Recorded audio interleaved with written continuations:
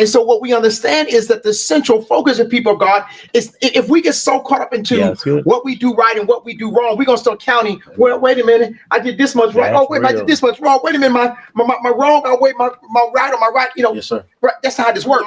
Praise the Lord. This is the day the Lord has made. I will rejoice and be glad in it.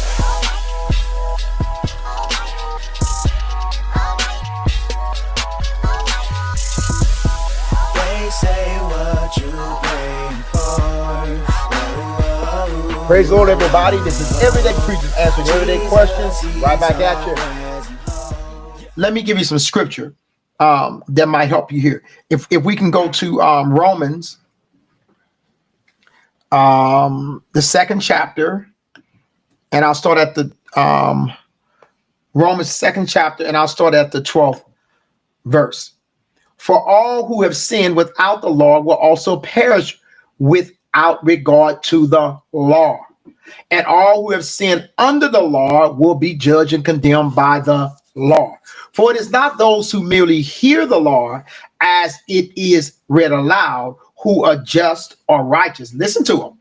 Who are just or righteous before God. But it is those who actually obey the law who will be justified, pronounced free of guilt, of sin, declared acceptable to him. When the Gentiles, watch it, when the Gentiles who do not have the law, since it was given only to the Jews, do instinctively the things the law requires, guided only by the conscience. So now we're not talking necessarily about what state my mind is fully in. There's a conscience here, right? They are a law to themselves, though they do not have the law.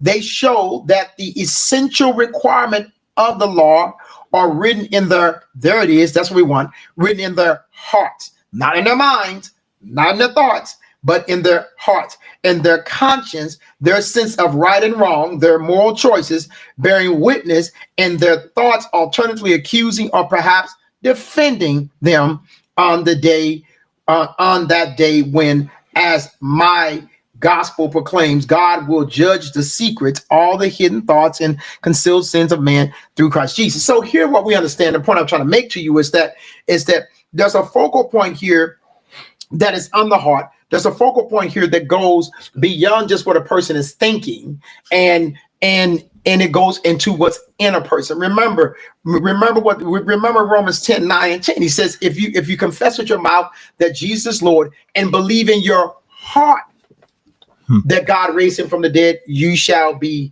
saved. In your heart. It's always a heart issue, right? The issue with man was not what now this may and y'all can come in on this if you would, co-host, if you like to. The issue with man was not what he did. That was not the issue with man. The issue with man has never been what he was doing wrong. Did I just say that? No, the issue with man was his heart. Yes, sir. So the wrong is one thing. Everybody's gonna mess up sometimes. I might do wrong unintentionally, but it was his heart. The issue has always been his heart, and that's why God said, "I will give you a new heart." Or in Ezekiel, I think 36:26, he said, "I will put my spirit in you and cause you to walk in my ways, and I will give you a new heart," or if you would, even a new spirit, if you want to say it that way. And so what we understand is that the central focus of people of God is, if we get so caught up into what we do right and what we do wrong, we're going to start counting, well, wait a minute, I did this much right. Oh, wait, I did this much wrong. Wait a minute, my wrong, I wait, my right on my right, you know. Yes, sir. Right, that's how this works. Yes, sir. Read, if you would, please. Ezekiel 36, verse 26 through 27. I'm going to read from the Amplified Bible. That's Ezekiel 36, 26, and 27. It says, moreover, I will give you a new heart and put a new spirit within you. Okay, now see that? See that? He says, I will give you a new heart. Because the heart is the issue. He didn't say, watch this here though. He didn't say I give you a new mind. He said I give you a new heart.